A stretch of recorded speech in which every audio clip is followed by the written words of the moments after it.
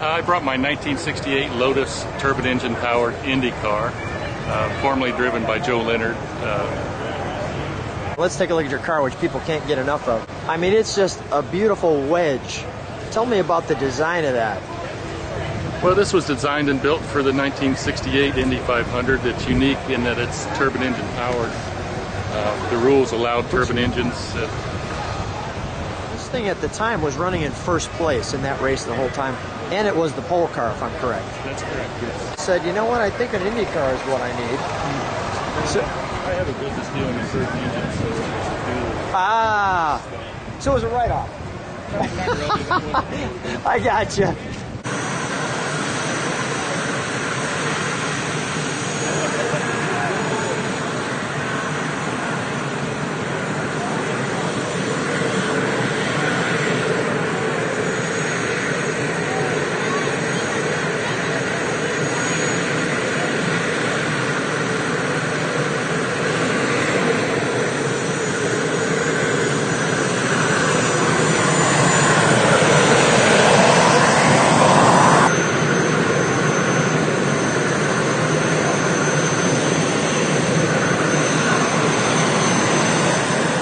Wasn't the other car, when I think of turbines, you had the Shelby turbine car, but that I think didn't even actually run. That's correct. It practiced, but it didn't race. Yeah. I mean, it actually looks very simplistic when you think of it, right? But anyway, this thing is elegant and simple in a good way.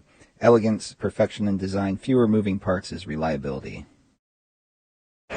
Here's obviously where what do you run in this? Do you run a special kind of fuel for a turbine? We just use everyday kerosene. Back in the day, they actually used unleaded gasoline. Is that right? They had the American Oil as a sponsor. So how does that, the gas goes in here? What are these ports on the side? This is where they refuel that, and they would open these to vent the air out of it. Got it. Okay. Push it in, pull the air out. Got it. And it looks great. Features some of the stickers on the car.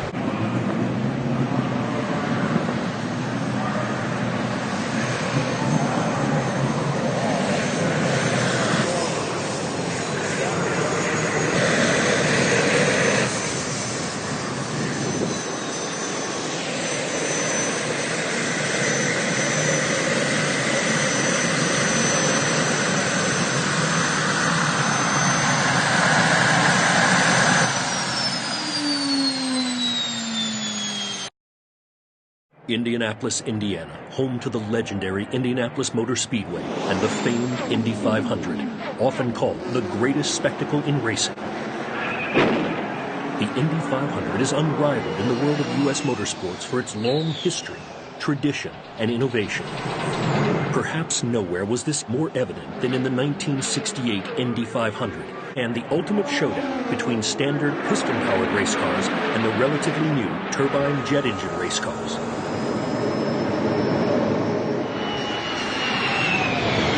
Motorsports icon Andy Granatelli and build 4 race cars powered by state-of-the-art turbine jet engines. One of the turbines that ran in the 68 Indy was Lotus car number 70, driven by racing legend Graham Hill, who proved the car's incredible speed by being the first to break the one-lap qualifying record. Hill turns 4 blistering laps at an average of 171.208 miles an hour, a new track record. As Granatelli had set out to prove, turbine jet engines produced tremendous torque and power. Utilizing around 80% fewer parts than a piston car, the turbines ran very smoothly. In fact, the deafening roar and rumble of a conventional piston-powered race car was replaced by the strong and steady build of a jet engine whir. Small parts malfunctions took the turbines out of the race at the 68 Indy 500, but their ferocity and power on the track had put the piston cars on notice. The first turn, it's turbine. However, power restrictions by the USAC, the governing body of the racing industry, ultimately made it impossible for turbines to compete in future 500s. The engine size was slashed to a puny 11.9 inches of air intake, a 50% cut. But their impact was undeniable. The turbine cars remain among the most popular, technically advanced, and highly controversial race cars ever created. Owned for years by NASCAR legend Richard Petty, the number 70 Lotus 56-3 turbine was purchased by Austin, Texas businessman Milton Verrett, who ordered a ground-up restoration of this historic race car.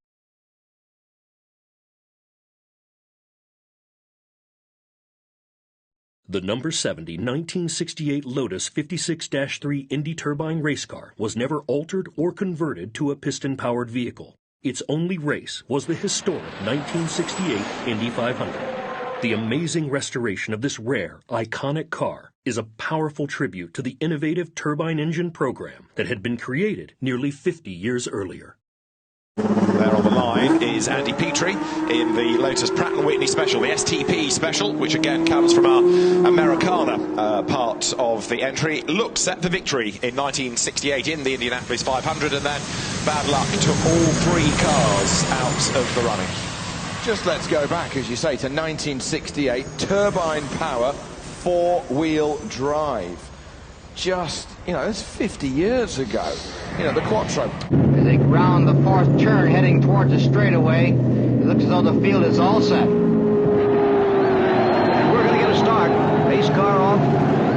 Here they come. And look at Lloyd Ruby bust through from his second row position.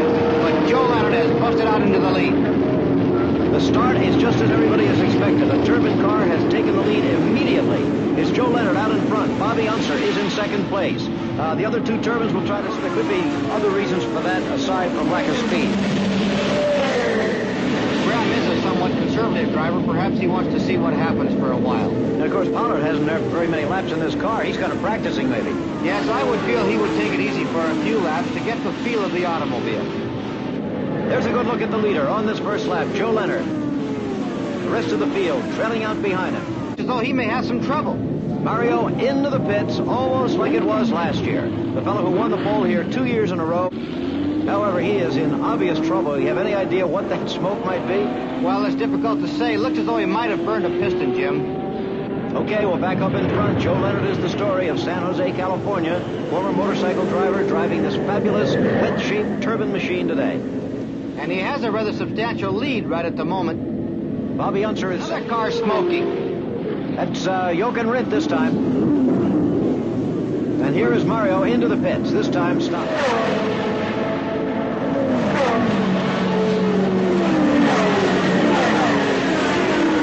Jochen Rindt smoking worse than ever. He's going to have to come in, it looks like. Yes, I would say his problems are rather serious, too.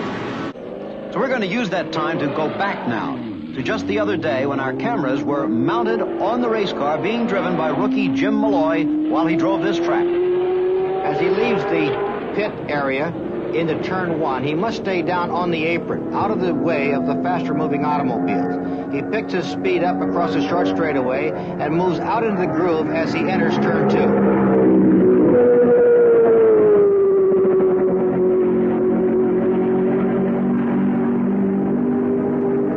Down this back straightaway, he'll attain a speed of almost 215 miles an hour. He moves up, attempts to pass an automobile. However, he doesn't get quite all the way in, so he must back off going through turn three, across the short straightaway, and then, of course, into turn four. As he leaves turn four, you'll see him make another attempt to pass an automobile. That's one of Jack Brabham's cars. He moves down to the inside of the racetrack. In short, Roger, there's frighteningly little margin for error on this race course. Well, there certainly is no margin for error. Actually, even a tiny slip can spell disaster here. The important thing, Jim, is that for the first time in history, the groove actually is being changed by the turbines. I don't know why they say turbine instead of turbine. However, the leader is Bobby Unser in a more conventional turbocharged Offenhauser, and there is Joe Leonard going after Ruby. And now you can see the versatility of that turbine. He's able to run way below the groove and able to pass Lloyd Ruby as they went through turn four. Okay, so now it's Bobby Unser in first place in car number 3, but Joe Leonard in car number 60 has moved back into second position. So the battle resumes between these two cars that really have been fighting for the lead most of the day. And look how close they are now. Leonard closing in. It might be that the track is getting a little bit oily out there, and this may be working to the advantage of Joe Leonard. However, on the straightaway, as you can see, Bobby Unser is able to pull away just a little ways from the turbine. Well, there's been some comment here in the pits that maybe the turbines were holding back a little bit. Certainly is doing a great job. But here is Graham Hill in the pits for his second scheduled pit stop. There are 3 required pit stops. You have to make 3 whether you need them or not in the Indianapolis 500 this year. There are 3 required pit stops. You have to make 3 whether you need them or not in the Indianapolis 500 this year. Whether you need them or not, this year. As Graham Hill goes back into the thick of it. And a record speed of 158 miles an hour to this point.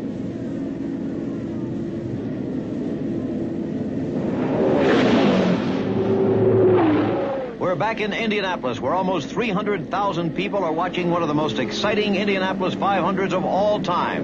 This has been a battle right from the start. The 3 principal cars, Bobby Unser, Joe Leonard. A big battle on the lead, however, among the 3 cars, as we said. Unser in car number 3, Leonard in car number 60, and Ruby in car number 25. They've been switching back and forth on the lead when one would get a faster pit stop than the other. Of course, the pressure is really on these pit men.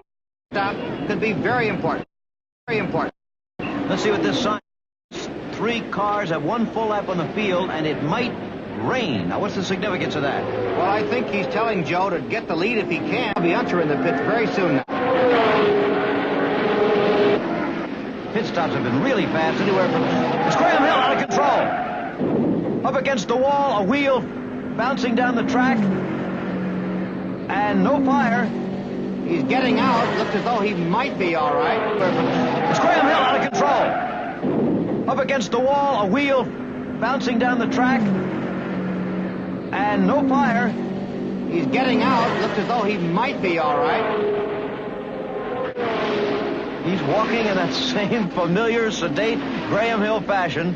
And look at this. He even cleans up the track and takes off the wheel that might have caused trouble to another driver. But Graham Hill is out of the race. The yellow flag is out again at Indianapolis. And here comes Bobby Unser, a real break for him. Everybody except you. Nobody can stay with the turbine cars.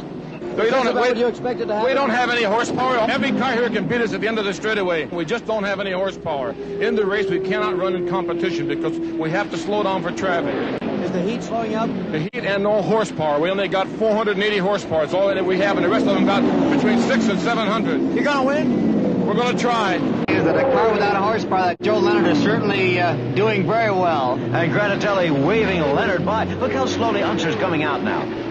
He's in trouble of some kind, Jim, and of course Joe Leonard just went by him. The problem was only temporary. Here's Graham Hill back in the pits, and he gave us the word as he came through Gasoline Alley that his right front wheel seemed to be out of balance right from the start of the race. The car also seemed to be down on power all along. Then he said something broke, he hit the brakes hard, spun, and he said he was very lucky to hit the wall at the angle he did. There's Mario Andretti.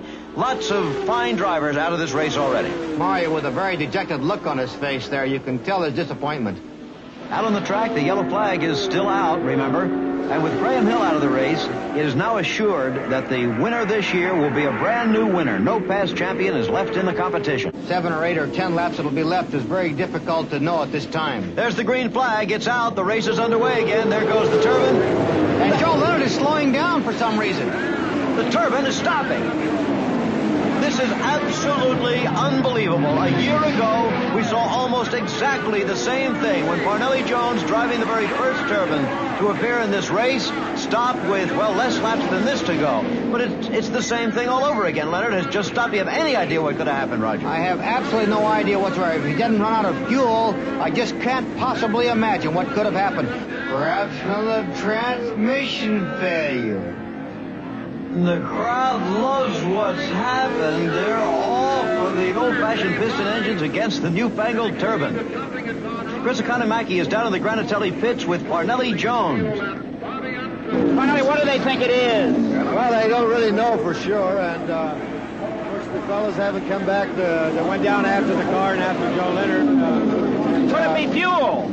Well, there's some question there, but I really don't think so. They fueled the car. I seen the fuel overflow out the top when they pitted the last time myself. You're the one guy that knows how he feels, aren't you? Well, I certainly do.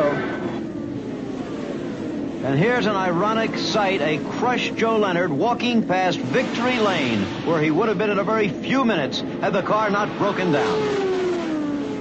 A quick glance to what might have been. Back to Chris again. Andy, 2 years running. What do you think is wrong out there with the car? Could it be fuel? No. Could it be fuel? Could it be fuel? Overflow at the top. Could it be fuel? No. I'll be right back. Andy Granatelli, understandably disappointed. And he didn't have too much to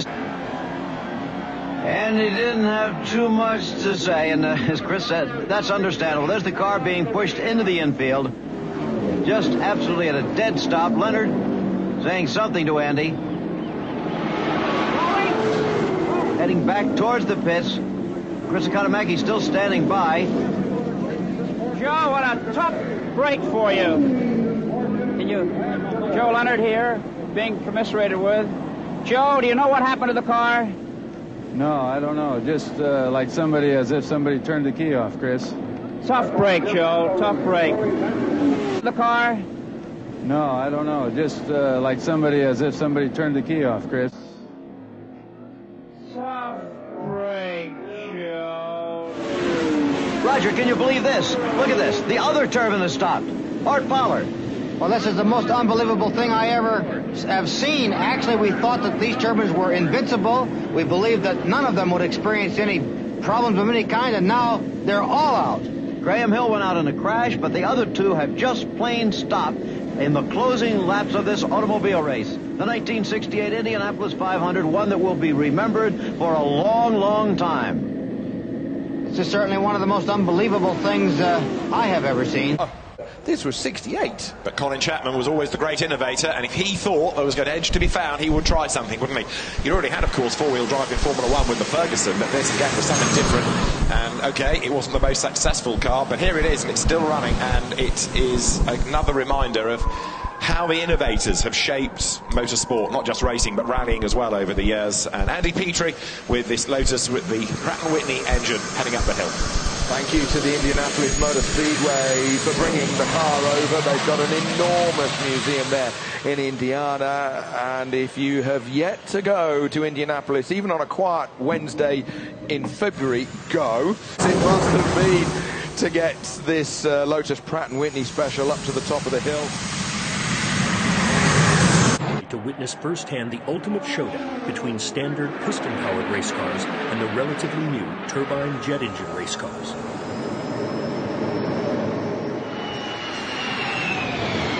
Motorsports icon Andy Granatelli partnered with England's Lotus car founder Colin Chapman in 4 race cars powered by state-of-the-art turbine jet engines. 8 miles an hour, a new track record.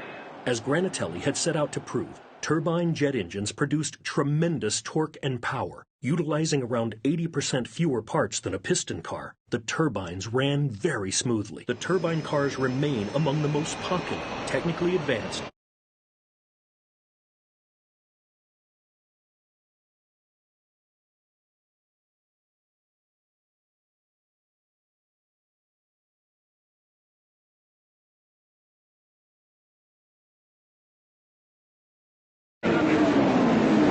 absolutely unbelievable. A year ago, we saw almost exactly the same thing when Parnelli Jones, driving the very first turbine, to appear. Imagine what could have happened. Perhaps another transmission failure. The crowd loves what's happened. They're all for the old-fashioned piston engines against the newfangled turbine. Among the most popular. The crowd loves what's happened. They're all for the old-fashioned piston engines against the newfangled turbine. Technically advanced and highly controversial race cars ever created.